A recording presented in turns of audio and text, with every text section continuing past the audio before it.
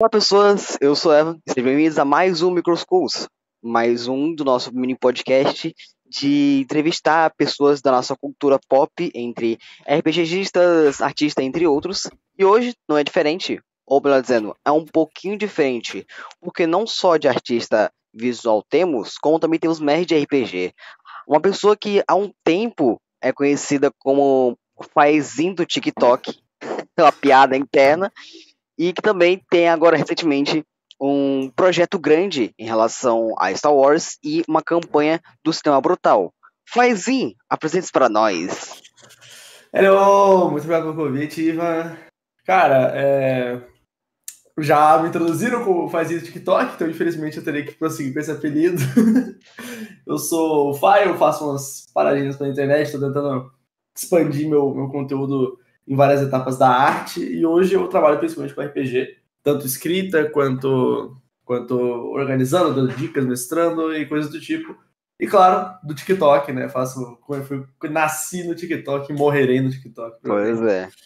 Há um tempo que acho que as maiores pessoas conhecem por causa dos vídeos de rola um dado, senão você vai, não sei o que, rola um dado, senão você vai morrer. Esse aí, cara, esse tipo de vídeo é bizarro, porque um monte de gente manda mensagem falando, tipo assim, cara, por favor, não me bate! Ué. Me mata, eu tirei o no dado. Eu tirei o no dado, por favor, não me mata. E já pegando esse gancho, eu quero perguntar a ti do porquê começou a fazer vídeo do TikTok sobre esse tipo de conteúdo de RPG, meio sketchzinho, que já é muito comum, conteúdo do TikTok sendo sketch, mas você trouxe essa estética para modelos de RPG de mesa, né? Cara, então, eu fazia vídeo do TikTok, o início dos meus vídeos no TikTok, eles nasceram como comunidade de FNAF. Eu fazia muito vídeo de Five Nights, muito vídeo mesmo. E até antes era vídeo de jogos, assim, jogado e tal, mas o que me fez crescer mais foi postar constantemente de FNAF. Só que eu não gostava. Eu gosto de sketch, eu sempre escrevi sketchzinha, sempre escrevi coisas envolvendo piada e essas coisas. E como eu gostava muito de RPG, a minha namorada falou, cara, por que você não posta um vídeo sobre? Que a gente tá jogando bastante e tal. A gente tinha voltado a jogar uma campanha que a gente joga junto. Por que você não posta? Vale bastante a pena. E eu falei, cara, vamos tentar. E aí eu postei o primeiro vídeo, assim, de sketch de RPG mesmo, que foi numa viagem que a gente foi junto. Porque eu gosto de sketches para passar um conteúdo que eu acho, tipo, que eu acho que o final é o impacto. A sketch ele é o melhor momento para você construir um bom final, na minha opinião. Então, toda vez que eu queria passar uma mensagem, por exemplo, sabe, esse vídeo, por exemplo, que bombou, ele é uma crítica a um jogador mesmo que eu tinha. Qualquer coisa que eu fazia, ele tentava fazer uma merda em cima. Qualquer coisa que eu fazia. Então, introduzir um vilão, introduzir um inimigo, ele ia lá e, não, quer saber? Vou matar esse inimigo. Do nada, e é isso, não deixava falar, não fazer nada. Então eu fiz esse sketch pensando nisso. Falei, vou criticar esse cara, como é que eu faço isso?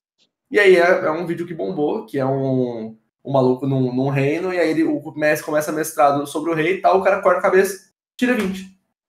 E acabou. Aí ele mata o rei. E só nessa sketchzinha eu passei a mensagem, né, que era zoar esse tipo de personagem, só que como o fato é engraçado, muita gente gosta. Então eu falei, sketch no TikTok tava bombando. Ainda mais na época, que era 2024, que todo mundo fazia um personagem, sim, você, aí outro personagem, sabe, você sem óculos.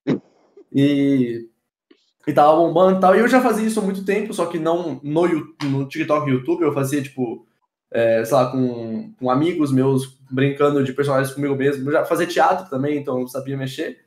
Falei, vamos tentar, vamos continuar nesse negócio aí. E fui fazendo 200 sketches por dia e foi crescendo. Eu falei, vambora.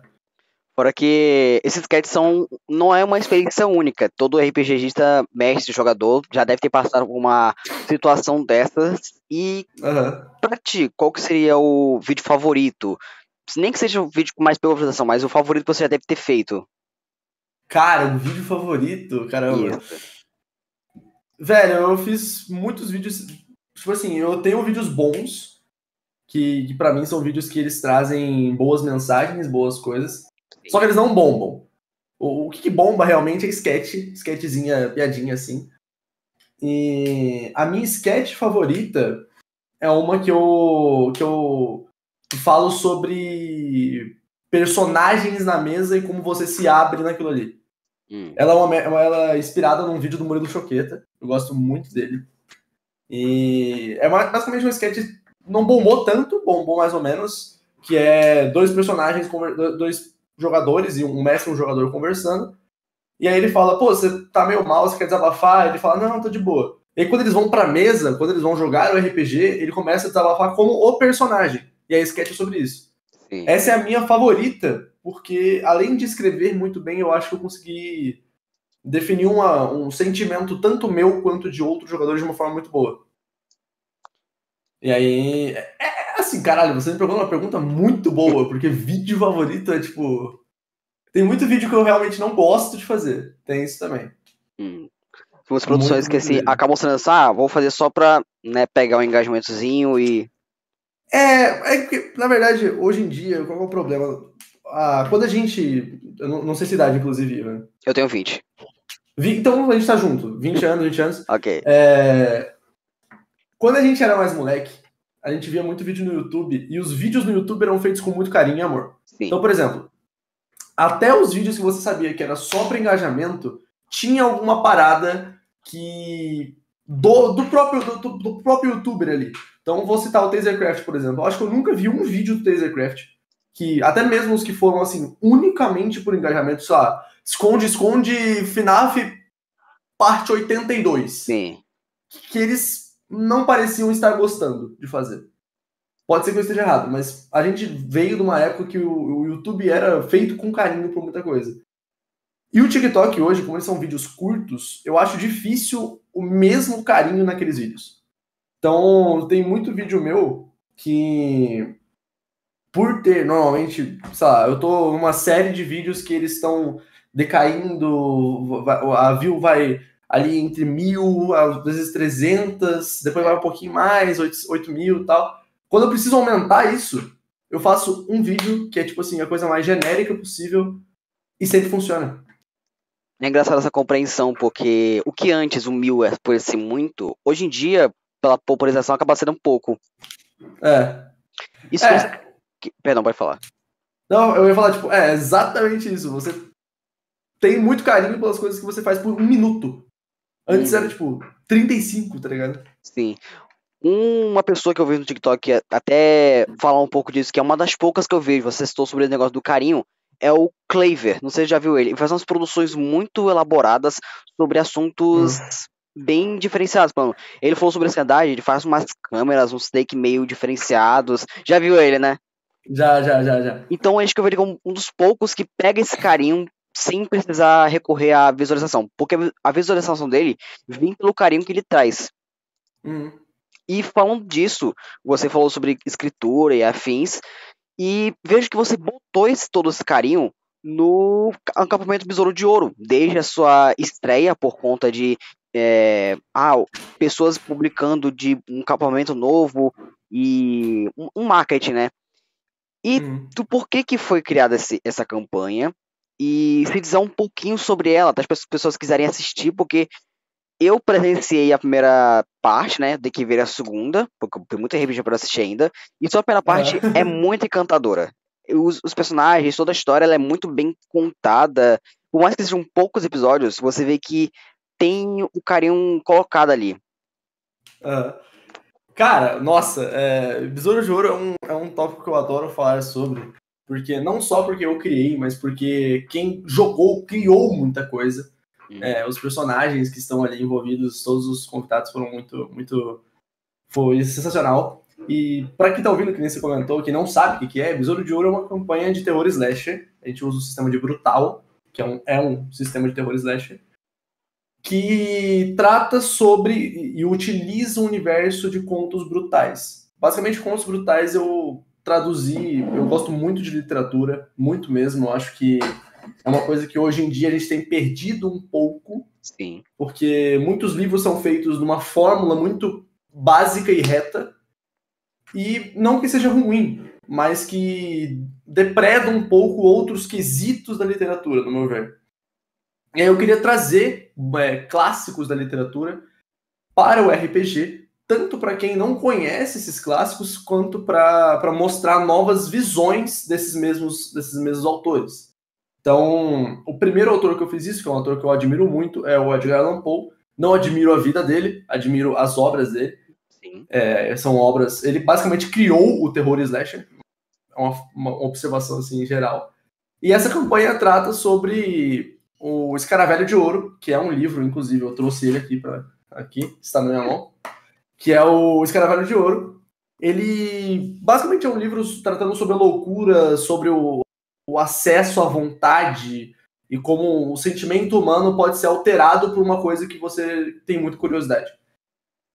E Acampamento Besouro de Ouro veio da ideia de transformar uma obra em um terror não só slasher, que mate todo mundo a todos os segundos, como também psicológico. A principal coisa que a gente trata do primeiro episódio ao último, sem mencionar nenhum momento diretamente o que é a ansiedade.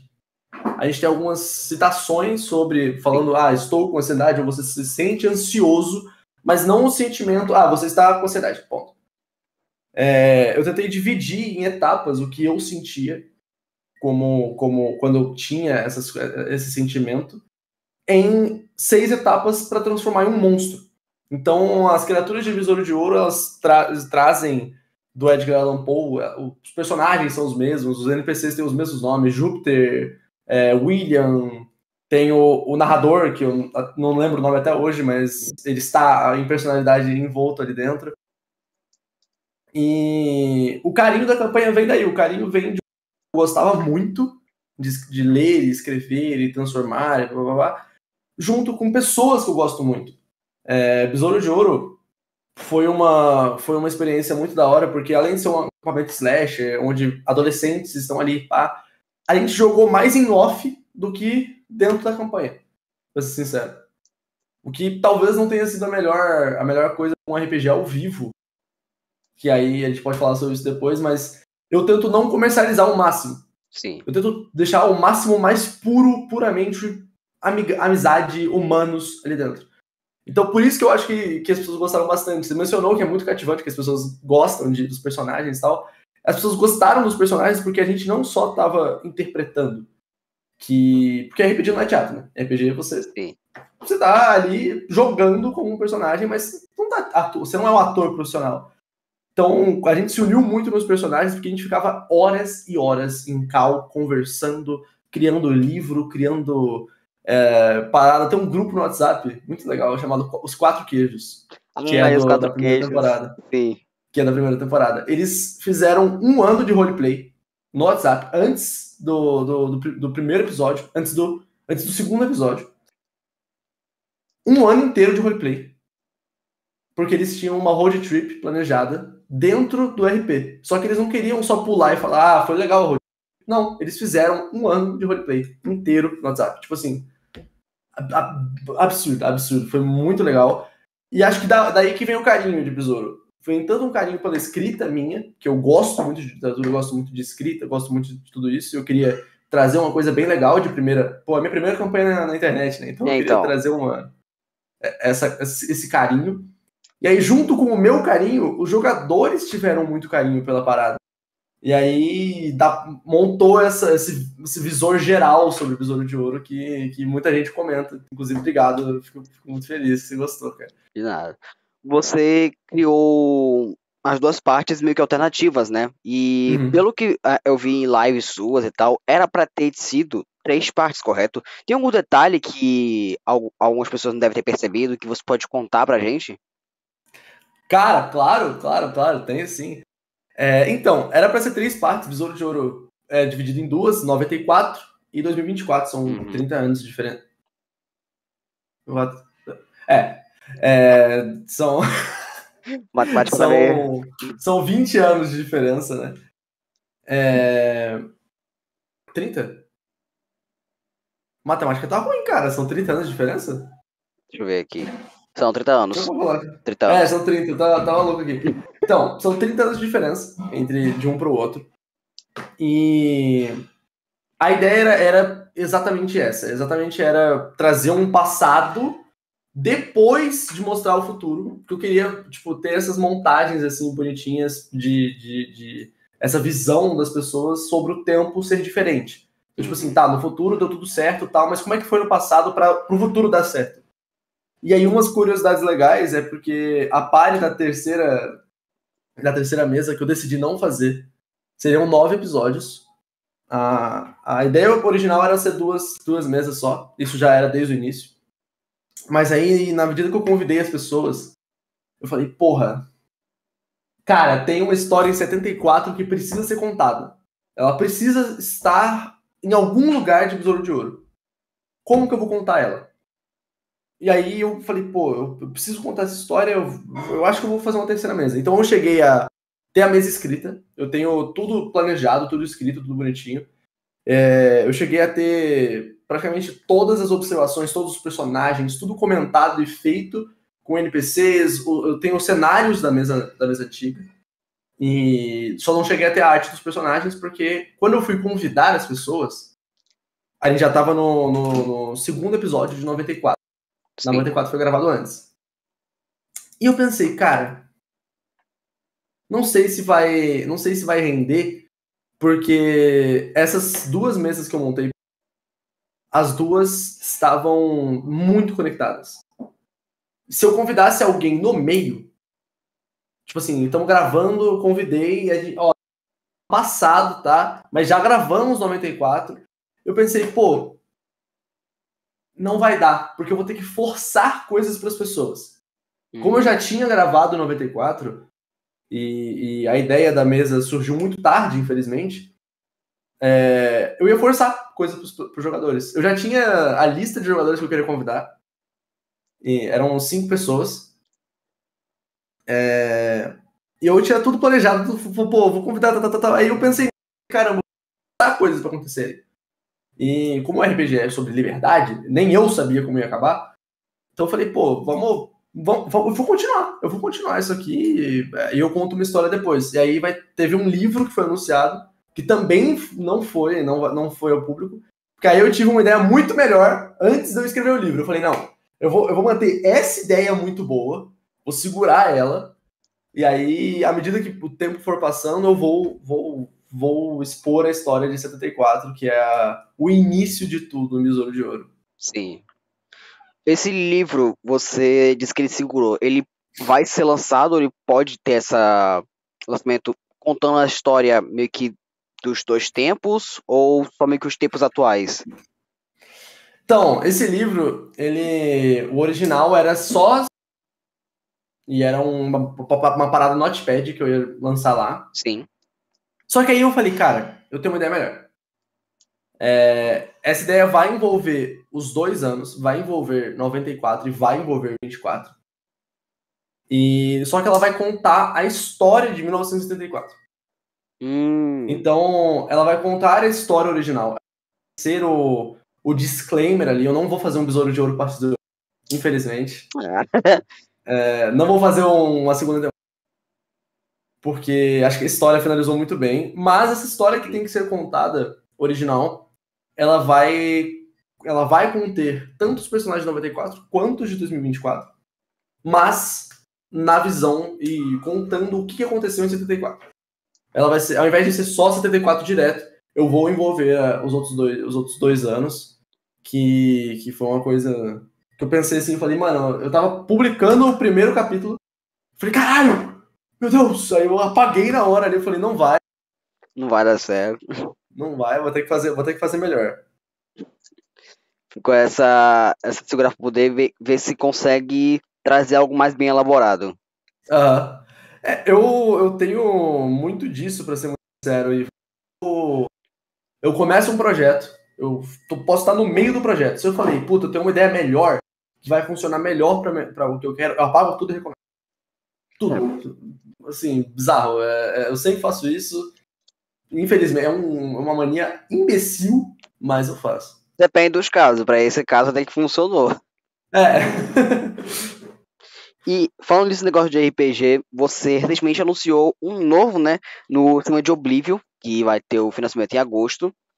E do tema de Star Wars, é uma coisa que eu não vejo muito, é pessoas abordando obras, não vou dizer originais, mas que já existentes. Do porquê que veio essa ideia e o que vamos esperar desse RPG de Oblivion?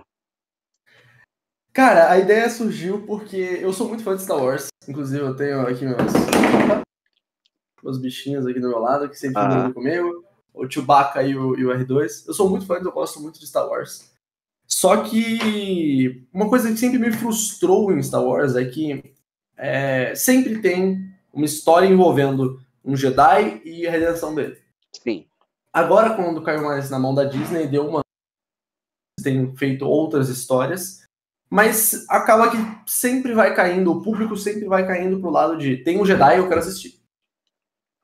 E eu pensei, agora pra essa campanha que se chama Ecos da Força, para a gente tratar, usando a força em si, um quesito novo. Dentro das histórias das HQs de Star Wars, a gente tem muito sobre a força, muito sobre como ela funciona, sobre como ela não é justa e sobre como a fixação dela é bizarra. Os Jedi, que são as pessoas que nascem e crescem para ser o Jedi num futuro muito, muito distante, esses carinhas, eles são tão aficionados e tão puros que eles veem um inimigo em um momento e eles derrotam o inimigo e eles não querem matá-lo. Mas depois de um tempo, eles também começam a acostumar com a ideia de matar muitas pessoas, matar e assim, fazer um absurdo em nome da força. E eu queria abordar exatamente esse contexto de como uma parada que tá dando só sobre a força, né? Mas como uma parada que é tão vista, tão puramente, que é o lado da luz, né? Pode tanto afetar muito o grupo quanto o lado ruim, o lado sombrio. Sim. Então, eu queria tratar sobre isso de alguma forma, e Oblivion é o melhor sistema para fazer isso. Oblivion tem a mecânica literalmente da luz. Se você fica no escuro, você morre. Então, eu pensei, cara, eu tenho o Oblivion, o GG e o Roma, eles fizeram uma coisa tão maravilhosa, tão conectadinha. Eu vou ter que usar. Eu quero muito jogar com ele, e aí a gente vai no sistema oficial. E vai ser, cara, absurdo. A campanha tá sendo maravilhosa, tá sendo gravada. Sim. Já tá no segundo episódio. E, cara, maravilhoso. Os jogadores estão adorando. A história tá saindo muito legal também, muito engraçado. E que mais? Eu também trato um pouco sobre um pouco não, mas eu trato diretamente sobre ditaduras, a forma como acontece. Né? Star Wars sempre tem um pouco disso. Star Wars tem esse quesito, mas sem mencionar o nome disso. Uhum. Então, é para tentar fazer com que quem assista entender e compreender aos poucos o quão ruim isso pode ser, mas sem citar o nome disso, para vocês não ouvir e falar assim, tá, esse papo eu já ouvi. Aí. Então, é uma menção mais ou menos mais devagar, assim, uma coisa mais singela. É uma forma mais indireta e literária. Isso, é uma forma bem literária, pra ser sincero. Uhum. Por questão disso, você falando bastante sobre literária e como você gosta de escrever, por que de quando veio esse desejo de escrever? Eu vi uma postagem sua que você, desde criança, gosta de escrever, inventar histórias e afins, não é? Pode explicar um pouco disso e se isso te influenciou de maneira positiva para ser o que você é hoje, um RPG que escreve histórias de slash ou até de ditaduras, enfim, de maneira mais teatral. Cara, caralho, eu tô gostando pra caralho essa pergunta, mano. Valeu, nossa, eu fiquei... Você faz um negócio que eu arrepio de pensar, cara. Então, a minha obsessão por escrita, eu digo obsessão porque é realmente uma obsessão, é uma coisa que eu mantenho assim, minha vida inteira. Sim. Ela nasceu com Harry Potter. Ela nasceu e não de Harry Potter. Eu lia bastante quando era moleque, eu li bastante. Eu li Nárnia quando eu tinha tipo 7 anos, porque eu gostava pra caralho de Nárnia. É muito. Pô, Nárnia é uma leitura muito difícil. E eu ficava lá tentando entender o que tava rolando. Era difícil, mas pra uma criança era meio complicado. E eu lembro vividamente de 2 momentos que falaram, mano, eu vou escrever isso aqui porque eu quero imaginar um mundo em que isso exista. Que é o final de Harry Potter, é o último episódio o último filme de Harry Potter, ele me afetou muito porque eu tinha 7 anos, né? Harry Potter, o último episódio foi em 2011. Então, eu literalmente vivi em Harry Potter. Do primeiro ao 7º ano, tá ligado? Todos os anos tinham um Harry Potter pra assistir. E quando acabou, eu tinha que... Foi um processo de entender que uma história tinha acabado. Eu nunca tinha tido essa compreensão, a não ser com Harry Potter e Nárnia. Porque Nárnia foi a minha próxima pá, assim, de ficar vendo que nem um louco. Um hiperfoco. Quando acabou, o meu próximo hiperfoco, assim, eu fiquei focadíssimo. Quando acabou o terceiro filme, eu olhei e falei, cara, e agora? Eu quero muito ver mais desse mundo, eu quero ver mais esse personagem. Então, aquela foto que tem postada, ela é quando eu peguei o notebook da minha mãe, eu tava escrevendo um novo livro de Harry Potter. Eu não sabia nada sobre isso. Eu não sabia nem português direito. Mas eu queria imaginar um novo mundo. Eu sempre tive isso, de imaginar novos mundos. Eu sempre queria... eu tenho muito dessa parada de não querer, desde moleque, eu não queria viver nesse mundo chato. Então eu via... Eu sempre falava pra minha mãe, cara, vocês adultos são tudo chato, eu não quero virar adulto. Eu tenho síndrome de Peter Pan, eu tenho muita síndrome de Peter Pan. Porque eu vi o mundo todo como uma coisa muito, muito maçante. Enquanto, uma pessoa com um caneta e um papel criavam mundos magia, mundos com outras raças, outras personalidades, exploração espacial e tal. Eu tava num lugar onde você é obrigado a seguir um padrão todos os dias e provavelmente morrer nesse padrão. Isso me frustrava. Eu falei, cara, quer saber? Eu vou escrever as coisas eu quero escrever as coisas que eu gostaria. Então eu comecei a lançar 1 milhão de não lançar, né? Sim. Mas escrever 1 milhão de paradinhas, assim, histórias. Eu pegava papel A4, assim, desse tamanho, assim, de negócio, grampeava e fazia HQ de Star Wars, de histórias que eu queria ter vivido. Então nasceu muito de moleque, assim, pela frustração mesmo em relação ao mundo que a gente vive. Um mundo sem magia, um mundo que eu não posso botar fogo na minha mão. E lancei um livro quando eu tinha, 16 anos de idade. Eu falei, eu gostava muito na época do romance, tinha lido também alguns romances, não romances, mas algumas Sim. coisas da Agatha Christie e mais coisas assim de Orgulho e Preconceito, tinha começado também. E eu falei, cara, eu gosto de romance, eu tô começando a ler mais. E aí foi a primeira coisa que eu tive ali, um livro que é publicado, inclusive. Fiz um marketing absurdo na época. Absurdo, né? Eu não criava conteúdo, mas... Sim. Mas pra todo mundo que eu conhecia, eu falava sobre. Então essa obsessão, ela vem de muito tempo. Muito tempo mesmo. Eu acho que talvez ela nasceu comigo. Eu diria que... Eu discordo quando dizem que coisas nascem com você. Eu acho que você desenvolve elas de acordo com o tempo. Mas eu acho que essa, infelizmente, ela nasceu comigo. Ela vai ir comigo até a minha morte. Eu gosto de poesia, eu escrevia poesia desde que eu me lembro como pessoa. Meu avô era poeta, então a gente tinha... Eu acho que eu tenho isso no sangue um pouquinho. É um sangue poeta. Eu tenho um sangue de poesia. Eu tenho 2 livros, eu tenho muita coisa em poesia. Eu acho que o que eu escrevi até hoje é poesia. Eu devo ter umas 200, 300 poesias escritas, é bizarro. Atualmente, qual que você diria que é o livro ou mídia lírica mais favorita pra ti? Cara, meu ou, geral? Geral. Livro. Cara, geral. Nossa, agora você me pegou muito. Que canetada, velho. Que canetada. Cara, eu gosto muito de Morro dos Ventos Uivantes. Eu tenho falado bastante sobre ele. Morro dos Ventos Uivantes. Morro dos Uivantes. Não cheguei a ouvir falar. Talvez alguém deve saber. Morro dos Ventos Uivantes é uma história, um romance muito humanista. Eu acho que ele trata sobre os sentimentos humanos da forma mais 100%, assim, sabe? Se você ama alguém, você não fala eu te amo. Você fala uma porrada de coisas diferentes a não ser eu te amo. E Morro dos Ventos Uivantes é escrita pela Emily Brontë em 1845, que eu acho que ela posta no século XVIII.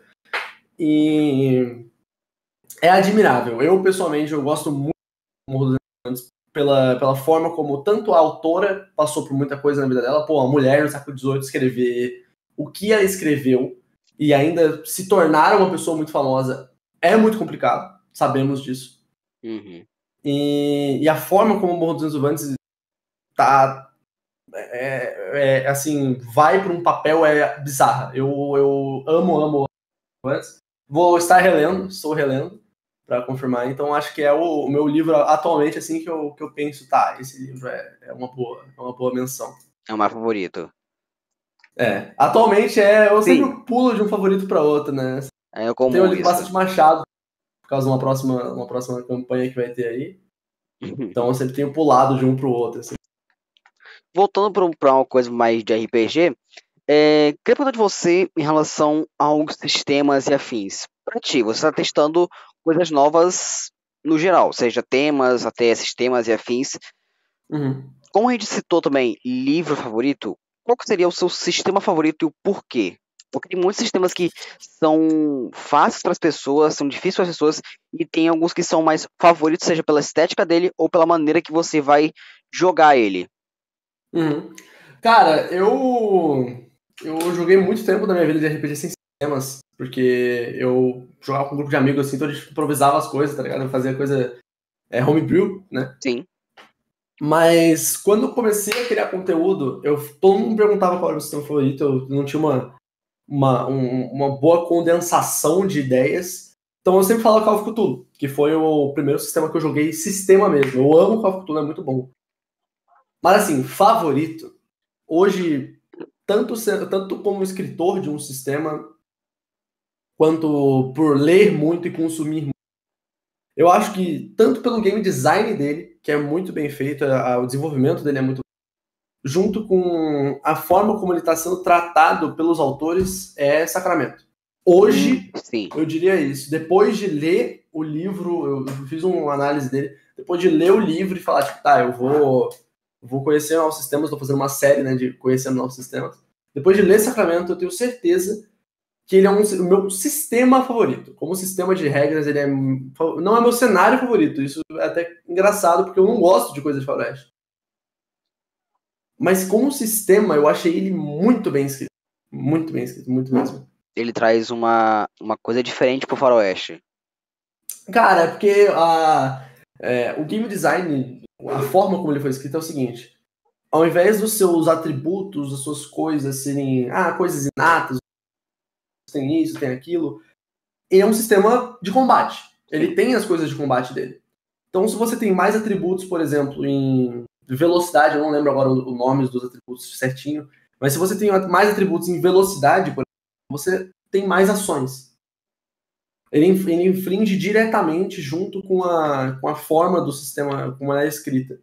Mas o que me impressiona nele não é só o personagem, é como o mundo foi adaptado para uma mecânica. Como as mecânicas trazem um mundo. Então, por exemplo, todo mundo em Faroeste tem uma montaria. Sim. Perfeito? Todos têm. Ele traz a mecânica de montaria. Ele traz como você monta a sua montaria. Ele traz uma... A meu áudio cortou? Deu uma cortadinha. Ele traz uma fidelidade para a montaria. Sim. E, por exemplo, a mecânica de base, eu falei também no meu vídeo, naquele vídeo que eu fiz, todo mundo, todo bando, todo grupo de assaltantes, todo grupo de heróis, eles têm uma base em Faroeste. Ao invés de falar você tem uma base e deixar pro mestre, eles trazem esse contexto. Você pode montar uma base. Você tem uma mecânica para o sistema para ter o que você tem na sua base, o que você ganha e como é que você vai desenvolvendo aquela base. E ele também é muito inovador, né? Ele usa cartas de baralho. Eu não sei Sim. se você chegou a ver algo sobre. Eu vi de outro sistema, do Sacramento não cheguei a ver. Então, ele usa cartas de baralho para iniciativa, que é absurdo. Ele usa para montagem das bases, absurdo também. E o meu favorito que ele usa para duelo. Você, ao invés de ter um duelo, tipo assim, que é o costumeiro de um RPG, né? A gente rola 2 dados, compara os 2 dados e quem tirou o maior dado ganha. Uhum. Certo? Isso é sorte. Isso é puramente quesito de sorte e quesito de probabilidade. Se você tem mais 3 em luta, por exemplo, e o cara tem 0, a probabilidade de você ganhar é muito maior. Mas unicamente porque você sabe lutar. Perfeito. Sim. Num duelo, não é o duelo 1 para 1. Mano, você tá ali contra uma pessoa, quem puxar a arma primeiro ganha. O que você pode falar? Eu tenho mais experiência. Beleza. Opa, cortou? É, quase dia. Mas deu pra compreender. Ele falou, tipo, beleza, mas se você erra? Aham. Se você errar, você pode ser maravilhoso. Se você errar, você morre. Então, em Sacramento, eles trazem a mecânica de baralho em poker. Você joga poker contra o inimigo. Quem tirar a maior mão no poker, ganha. Pra quem joga Cara, baralho vai ser melhor. Cara, isso é absurdo. Tipo assim, eu fiquei... Opa, cortou. Meu Deus. Eu tava lendo o livro, eu tava tipo, caramba, meu Deus, olhando assim. Nossa, game design, nossa. Eu tava maravilhado. Que inclusive vai ter a campanha do Caetano, né? O Morada RPG. Eu tô querendo ver. Mano, Morada, tenho certeza que vai ser muito bom. Eles gravaram a abertura ao vivo. Pois é, então. Velho, bizarro e tá ansiosíssimo. Eu ajudei ele a escrever. Como deu a cortada? Eu ajudei ele a escrever uma mecânicazinha que vai aparecer. Tenho certeza que vai ser bem legal. Já temos aí a participação do Fai em alguma coisa. E, bem, sobre essa questão também dos RPGs, dos sistemas afins, qual seria o sistema que você indicaria para uma pessoa? Você tem esse próprio sistema que é o Tadinhos, né? Mas também você pode indicar o seu se você quiser, mas como um inicial para os mestres iniciantes, qual que você recomendaria? Uau! Tá, para mestres iniciantes. Cara, eu vou recomendar um por conta da forma que o RPG tem ido hoje. Pra onde o RPG tem ido. Eu vou recomendar Brutal. Ah, ok. E Brutal é muito bom. Eu gosto bastante de Brutal. Ele não é o mais simples, no meu ver, para mestres. Ele não é o mais simples. Ele não é que ele é complexo, mas é que você tem que ter a... Pô, você tá jogando terror, né? Você tem que ter ali o quesito pra criar terror, criar slash. Ele é específico. Mas ele é específico, mas o ponto dele é ser específico. Hoje em dia, a gente saiu de um Ordem, né? A gente tá na crescente do Ordem, a gente tá vendo o Ordem Paranormal muito. E o Ordem Paranormal é um RPG de terror. Ele tem o seu quesito de terror slasher, assim, e tal. E como muita gente tá entrando na comunidade, entrando nesse mundo de jogar RPG por conta de Ordem Paranormal, eu acho que não seria adequado para essas pessoas que estão entrando agora chegarem e vou recomendar, por exemplo, um sistema D&D, um sistema medieval, um sistema futurístico. Eles querem jogar o que eles viram. Eles querem jogar um RPG para eles saberem o que é, para depois eles adicionarem novas coisas no leque. Para mim, Brutal é maravilhoso porque ele é um jogo para você jogar, tipo, é um party game. Se tiver numa festa e falar assim, rapaziada, vamos jogar.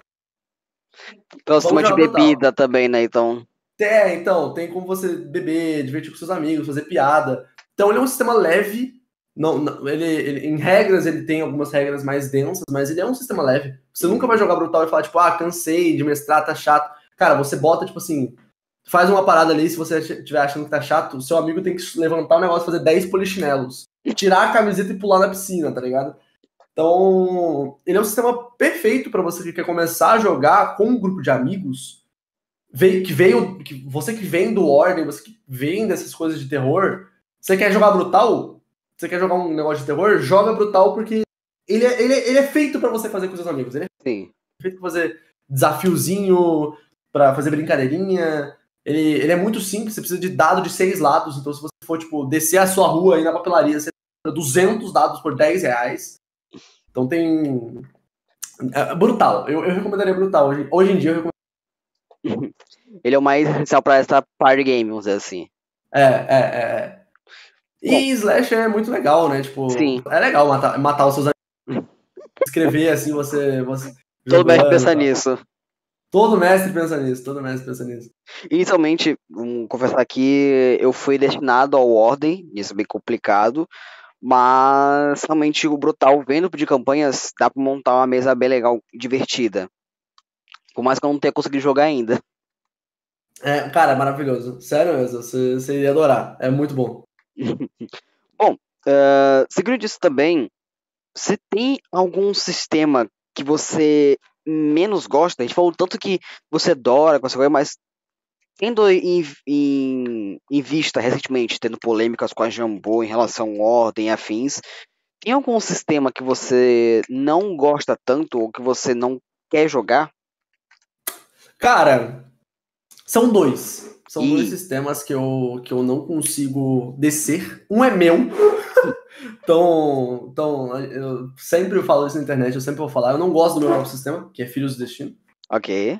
Eu pessoalmente, ele é um sistema muito voltado para MMORPG, né? Para quem Ah, gosta de, sim. de build e essas coisas. Mundo E eu aberto. acho que ele podia ter ido para outro rumo. Só que todo mundo gosta. Então, todo mundo que jogou fala que gosta pra caralho. E eu não gosto. Então, infelizmente aí tem esse, né? E o Uhum. que eu pessoalmente acho, tipo assim, talvez me crucifiquem, talvez não, mas eu não gosto tanto da forma como ele traz as coisas, tanto da forma como a empresa trata o Brasil. Eu não gosto de D&D. Eu não gosto de D&D. D&D? Eu não jogo D&D. Já me chamaram pra campanha de D&D, eu não jogo. Não porque, tipo, porra, não é legal. Porque pra mim tem coisas. Eu pessoalmente gosto mais de outras coisas. Um Tormenta. Eu gosto mais de Tormenta. Eu jogo Tormenta com um grupo numa mesa comissionada. Eu acho ele muito bom. Eu acho um bom sistema. Mas pro contexto medieval, eu acho que o D&D é maravilhoso. Ele funciona muito bem. Ele Sim. vai É o fazer tudo o que você clássico. precisa. Ele é o clássico, né? Todo mundo vai cair em D&D alguma. Só que eu não gosto de jogar ele. Eu tenho minha mania. Eu acho que não só tem que fazer. Ele se filtra muito no sistema tipo combate, ele é muito tradicionalista. Eu acho que ele vem muito do tradicional. Então, se você quiser explorar outras coisas, dá para explorar, mas ele sempre vai cair mais pro vamos batalhar. Acho que ele sempre vai cair mais para isso. E eu pessoalmente gosto muito de tratar, por exemplo, furtividade. Eu gosto muito de esconder, fazer essa estratégia e tal. E D&D é rolagem, né? D&D você rola um dado. Se cair abaixo do valor, sabe, o valor de furtividade do inimigo vai para baixo daquele valor, ele te enxerga. Eu acho que tem coisas medievais que eu prefiro, Tormenta eu prefiro, Uhum. do que D&D, e eu também não pilho, cara, eu não pilho com D&D, eu só gosto. Cortou? Opa. Eu só gosto de jogar se eu for jogar de druida, pra ser sincero, não pilho nenhuma outra raça. Adoro Baldur's Gate, por exemplo, É, então é meio hipócrita da minha parte, mas eu não curto o sistema, não. Eu acho que. E eles também fazem cagando e andando pro Brasil, né? Vamos ser sinceros. então. Ou seja, algo mais narrativo que você prefere, né? O RPG hoje em dia ele tá indo. Cortou? Cortou de novo! Ele tá indo mais pro quesito narrativo, né? Sim. Ele tá indo nesse foco. Tem sistemas de combate que estão saindo ainda. Filhos do Destino é um sistema de combate, ele é um sistema voltado pra isso. E ele sempre vai voltar uma hora. Eu acho que o RPG ele vai fazendo esse ciclo, assim, sabe? Ele vai indo pra combate, combate, combate, combate. Aí o povo começa a encher o saco. Narrativa, narrativa, narrativa, narrativa. Aí É, o povo começa a encher o é um vai e saco. Combate, volta. combate, combate. É um vai e volta. Mas hoje em dia tá mais pro narrativo. Eu gosto mais de narrativo. Eu venho do teatro, né? É, Eu comecei a jogar RPG por causa de teatro, então. eu vejo muito disso, que eu peguei uma época, acho que foi do finalzinho das batalhas, tanto que minha primeira mesa foi muito batalha, Uhum. e depois eu comecei a escrever mais coisas narrativas, ter histórias, afins, tanto que essa coisa do RPG é legal de se ver quando os teus próprios amigos ou comunidade, levando em consideração o que está na internet, fazem esse universo expandir. Tanto que hoje no Besouro de Ouro temos perfis dedicados a fazer edits e afins do Besouro de Ouro, né, e afins, quanto do próprio Ordem. Então, essa ideia de narrativa eu acho mais interessante porque você cria uma expansão desse universo. Uhum. E seguindo essa ideia da expansão do universo, você pretende expandir algum universo, seja seu próprio ou de alguma coisa que você gosta muito? Porque você mencionou que você já fez isso com escrituras de livros do Harry Potter, Narnia e afins, né? Mas hoje em dia nos RPGs, pretende fazer isso? Cara, pretendo. Contos Brutais é um cenário que eu pretendo estender. Besouro de Ouro vem disso. Besouro de Ouro Sim. é Edgar Allan Poe transformado em É como se fosse perdão interromper. É como se fosse Claro. um universo, quase um não, Isso. da Marvel, que são várias histórias. Digamos que de um universo da Marvel. No universo da Marvel a gente tem vários heróis que Sim, eles se encontram, isso. por exemplo, em Vingadores. Em Uhum. Contos Brutais, que é esse universo que eu tenho escrito, os autores literários eles vão ter alguma coisa envolvida e vai ser tudo no mesmo. Então, o Sim. personagem que apareceu em provavelmente ele vai ser mencionado ao aparecer em outra campanha de outro autor. Um exemplo Desaparecido. que eu posso dar que já aconteceu, que muita gente não sabe disso, eu fiz uma one shot do Corvo. O Corvo, de Edgar Allan Poe. Sei qual que é. E nessa one shot, o vilão dela, vai dar spoiler aqui pra todo mundo, mas desde o primeiro e segundo dá pra saber. O vilão dessa one shot é o Machado, que é um personagem em Besouro de Ouro. Que ele aparece como criança em Besouro de Ouro. E aí o Machado, que é em 2024, em O Corvo, ele é o vilão e ele fala a fatídica frase que não pode gostar de ninguém. Caraca. Ele fala isso. Isso já foi montado há muito tempo. Eu fiz a one shot em outubro do ano passado, no Halloween. E já era uma introdução. Eu fiz a one shot com os staffs no meu Discord, inclusive um beijo pra eles. Mas foi muito divertido. Então a próxima campanha de Contos Brutais vai expandir mais ainda o universo. Vai trazer personagens citados do primeiro. E talvez traga um personagem aparecido de Besouro de Ouro. Não sei. Pode aparecer, pode mostrar, por exemplo, eles andando por aí. Sim. Vai aparecer. Mostrando diretamente. Ou seja, esses Contos Brutais, eles são mais focados em livros reais, né? Como você bem dito. E quais próximos livros você pretende fazer, se quiser contar, claro? Cara, você vai ser a primeira pessoa, e quem assistir a primeira pessoa a ouvir. Mas a próxima... Opa, cortou? Agora sim. Você vai ser a primeira pessoa a ouvir. A próxima campanha de Contos Brutais vai ser de O Alienista, de Machado de Assis. Acho que eu sei qual é. E eu já tenho os 5 players na cabeça, 3 já conversei, já estou confirmado. Vai ser provavelmente 5 episódios. Uhum. E vai tratar outros monstros que tem na mente de cada pessoa. Vai ser para outro lado, vai ser totalmente diferente do Besouro de Ouro, mas ainda talvez não sejam nem adolescentes. Talvez sejam pessoas mais adultas, ao invés de Besouro de Ouro, né, que são adolescentes ali sempre. Mas esse universo ainda se mantém no mesmo sistema ou pretende expandir o sistema? Por exemplo, sei lá, um Kids on Bikes da vida?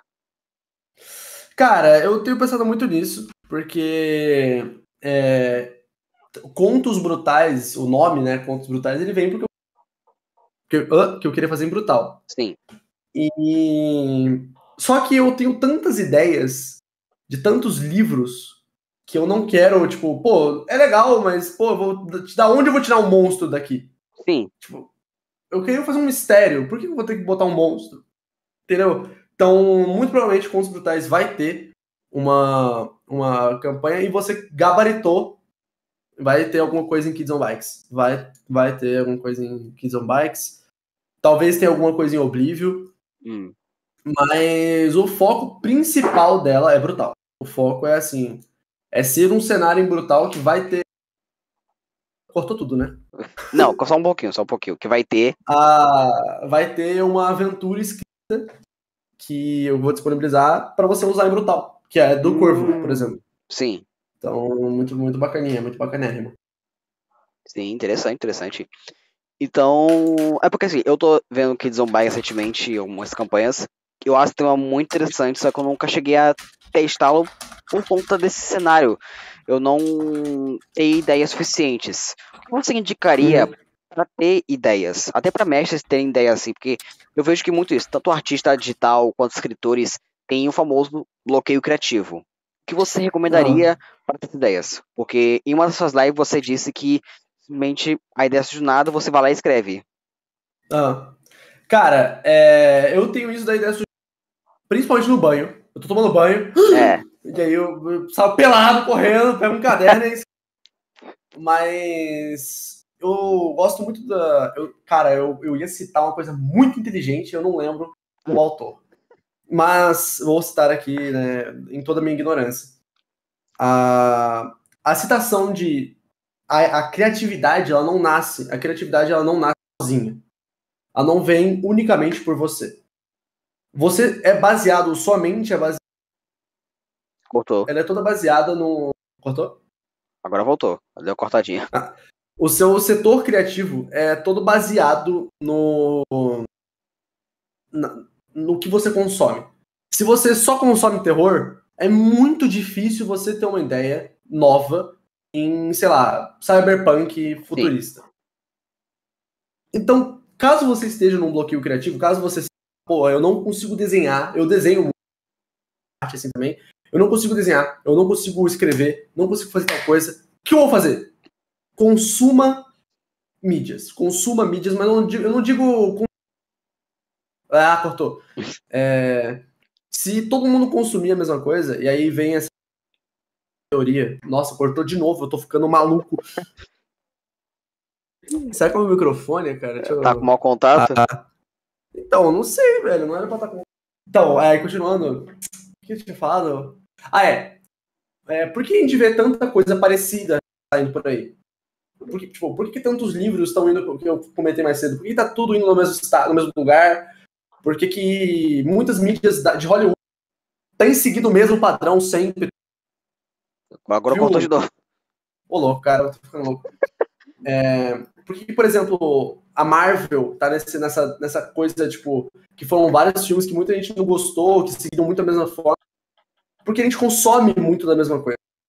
Então, se todo mundo consome a mesma coisa, todo mundo vai ter ideias parecidas. Sim. Correto? Sabe quando você pensa, tipo, pô, tive uma ideia, aí você vai escrever, você pesquisa no Google e a ideia já estava lá. Alguém já fez antes. Não é porque você foi atrasado, é porque a pessoa provavelmente consome coisas similares a você. Pode ver que quem é do terror sempre ou normalmente tem ideias similares. Elas vão andar muito juntas. Então, a gente tem muito do pós-ordem, a gente vê muitas campanhas similares à ordem. Sim. A gente vê coisas que puxam ali uma coisinha ali e vão alterando. Não, mas é similar, porque as pessoas consomem ordem. Se você quer ter novas ideias, quer ter um banho de criatividade, consuma coisas que normalmente você vê pessoas desse ramo consumindo, mas não que seja de mídia geral. Então, eu consumo coisa underground, não necessariamente. Então, por exemplo, Ivan, você desenha, correto? Eu vejo nos seus tweets, eu adoro, eu acho os seus desenhos muito bons, inclusive. Você, como desenhista, se você quiser, tô numa trava assim, nossa, eu não sei o que fazer, quero desenhar. Consumir, por exemplo, jogos, videogame, é uma coisa que você pode banhar de inspiração. Sim. Porque muitos jogos vão ser diferentes. Se você consumir um jogo de pixel art, a arte é diferente do Clair Obscur, por exemplo. E eu digo mesmo para os escritores, se você está com uma trava no que você quer escrever, você quer escrever um romance,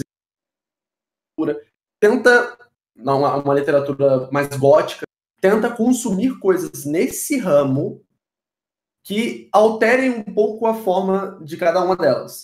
Então, sabe, você quer escrever alguma coisa gótica? Assiste Nosferatu, o novo. Mas também assiste o antigo. Dá uma comparada entre os dois. Vamos ver até onde a sua criatividade flui. Então, acho que a criatividade, ela sempre flui, ela sempre vai vir de quantas coisas você consome. Isso. É a minha principal ideia, assim, sabe? Isso é uma coisa interessante de se fazer. Tanto que, talvez eu tenha pondo isso em prática, tu vai ser a primeira pessoa também a ver isso, um pequeno spoiler que vai acontecer na minha campanha que eu tô gravando. Eu posto assim no meme, né? Eu sei que quase ninguém assiste. Que uma das missões, que é uma missão idiota que a gente tá fazendo com meus amigos, é que eles vão estar em um laboratório. Nesse laboratório, eu peguei inspiração em Alien Isolation. Então, qual que é a ideia? Eu peguei um pouco desse do Alien Isolation, onde eles vão ter que procurar recursos e afins, enquanto tem que tomar cuidado com o som. Ao mesmo tempo, que tem a questão de eles estarem com um androide lá dele como um companheiro. Então, meio que juntando várias ideias para formar uma mistura só, que é essa missão. Gostei disso, né? Então, é a mesma. Se você tá numa trava, se você tem uma travinha ali pra escrever, você joga algo, você vê algo que você gosta muito, você vai se inspirar. Então, você se inspirou em Alien Isolation, provavelmente você vai mudar algumas mecânicas, mas tem a base em Alien Isolation. Quem gosta de Alien Isolation, quem gosta de vai ver o seu, vai falar, pô, caramba, eu gosto de Alien, eu gosto dele.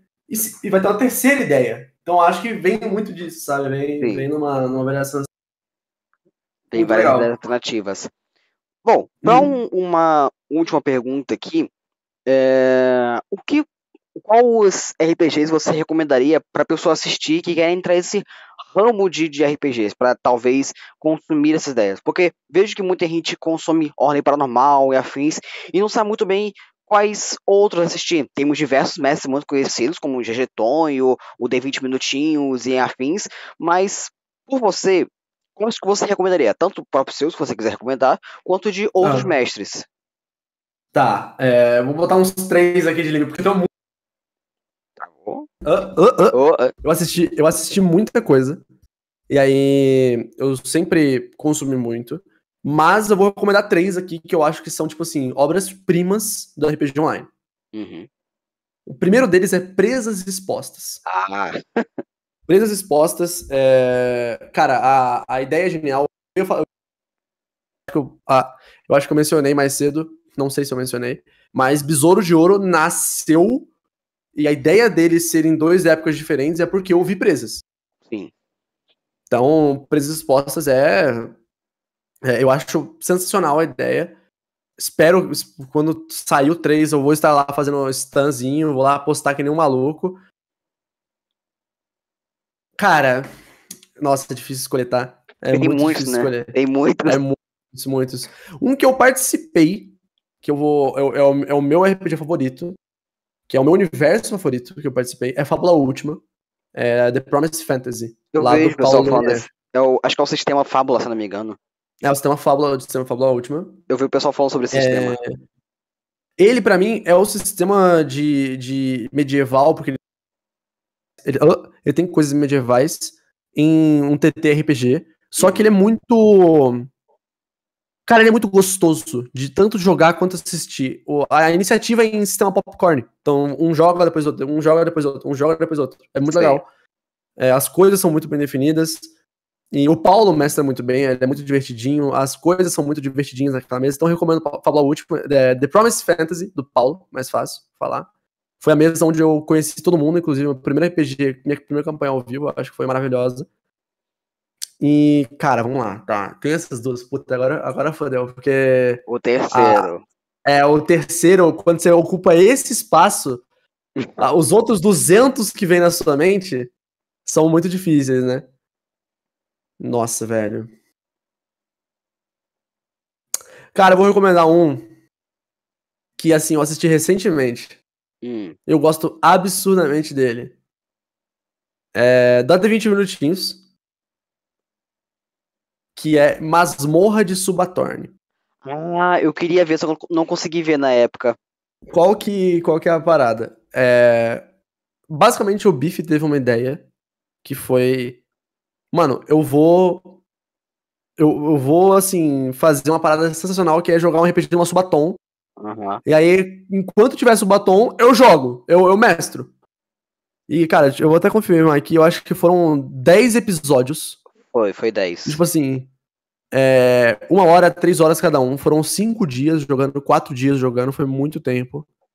Eu achei, assim, muito, muito zica, muito personagem, muita gente convidada. Absurdo, assim, absurdo, eu gosto muito. São coisas que ele fez, assim, que eu, na época, eu já fiquei muito admirado, sabe? E, cara, eu acho que esses 3 são boas recomendações. Tem outros, né? Tem outros de pessoas que eu gosto muito, que eu assisti, que eu gostei pra caralho. Tem a melhor abertura do YouTube. Vou citar agora, vou dar a pedrada, tá? A melhor abertura que eu já vi vem da rapaziada do Morfeu, que é de Nevasca. A melhor abertura, tipo assim, sem dúvida nenhuma, a melhor abertura. Eu acho absurda.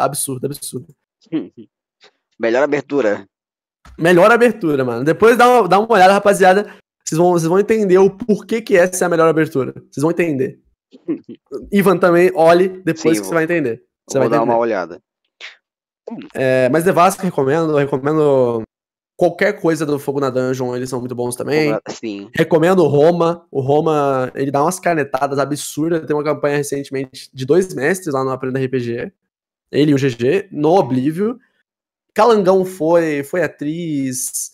A Jink, Guache, foi o Calígrafo. Mano, Alice Chiavotto, foi muito foda. Então, muitas campanhas recomendadas. Uma coisinha antes de terminar a finalização. Todo mundo me fala que eu tenho a cara do Guaxinim. O que tu acha? Cara, você lembra. Não é exagero, você lembra. Eu acho que a sobrancelha lembra. A sobrancelha junto com o formato dessa sua parte do rosto lembra bastante. Eu vou ter que tirar um dia pra ver o Guaxinim pessoalmente e ver se compara mesmo. Ver se parece. Né? Bom, muito obrigado por aceitar o convite e participar da nossa conversa. É uma honra ter você por aqui, um dos mestres de RPG que eu admiro muito, e tanto no TikTok quanto agora no YouTube, criando essa mesa de Brutal e afins, e creio que também seja uma inspiração para muitas pessoas começarem RPGs, tanto por causa do Besouro de Ouro, quanto o que vai vir aí do RPG de Star Wars de Oblivion. Quiser dar as últimas palavras, fica à vontade. Cara, eu agradeço muito o convite. Já fiz algumas paradas dessas. As suas perguntas foram maravilhosas, foram ótimas. Foi um prazer imenso estar aqui com você. Eu agradeço demais. Quando tiver outro convite também estarei vindo. E para você que não me conhece, viu até agora, eu sou o Fábio. E eu vou soltar uma bomba aqui, já de final, já que a gente vai finalizar. Meu próximo grande projeto... cortou, né? Meu próximo grande projeto não envolve RPG. Ele tá saindo completamente dessa área. E ele provavelmente vai ser a maior coisa que eu já fiz hoje até os meus 20 anos. Eita. Ele vai ser uma coisa muito, muito foda, muito profunda. Que talvez me faça gostar das coisas de novo. Vamos ver. Mas é uma coisa imensa que vai sair.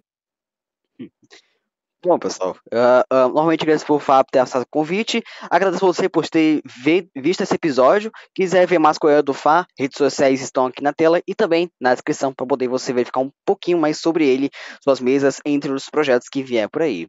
Eu sou Eva e até a próxima. Tchau, tchau!